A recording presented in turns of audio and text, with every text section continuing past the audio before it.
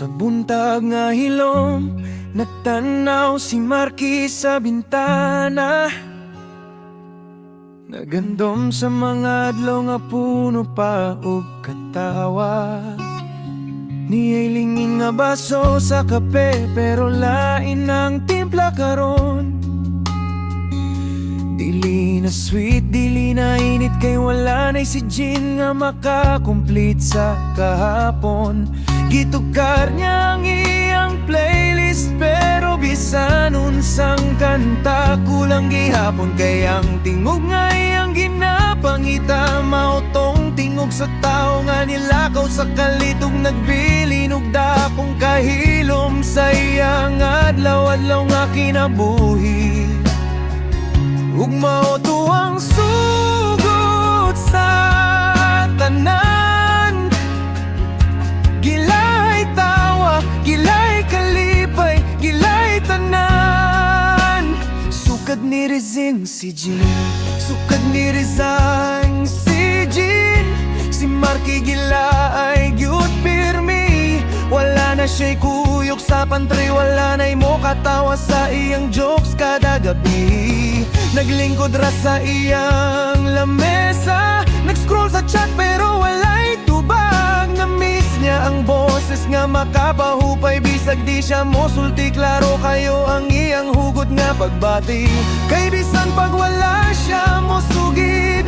Klaro kayo sa iyang pananaw, ang kalibutan murag ni hilom pagbiya sa iyang paboritong tao.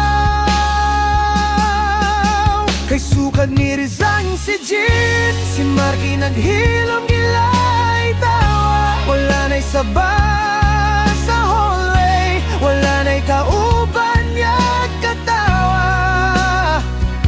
Unsaon na lang niya karon ngang adlaw, murag way kolor. Kay sa tinud lang si Jean man ang nahimong kasing-kasing sa iyang office world.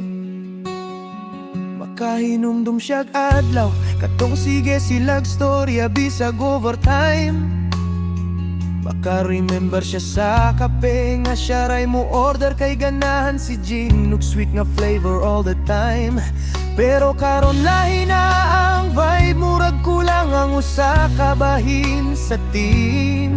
Maski unsag busy niya ang huna-huna, kay balik-balikon unsa nakaha si Jean.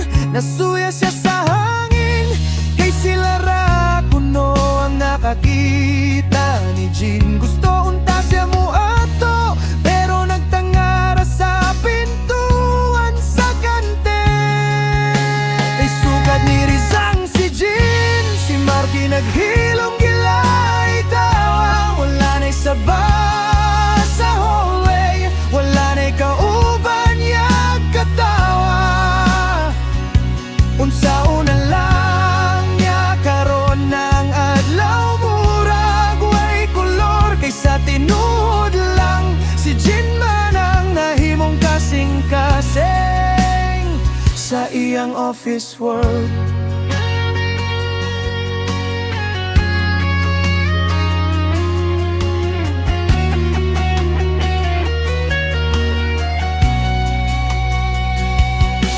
Unya one day nakadawat siyag message ay Marky, kumusta, miss you pud ni hupay. Dayon ang iyang dughan, murag kalit lang ni gan ang iyang kalibutan.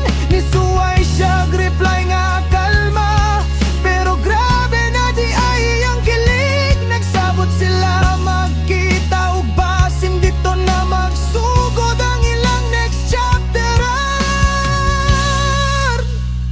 Mas lig-on pag yun, kay sukad ni Rizading si Jean, si Marky naglaom nga magkita sila. Nibalik na ang iyang katawa, nibalik na ang kahayag sa adlaw. Ug kung sila gani magdabo, basig dili na niya papakawalan. Kay sa tinud lang ang ilang storya, nagsugod sa trabaho, pero basin mahuman sa nga tinuoran.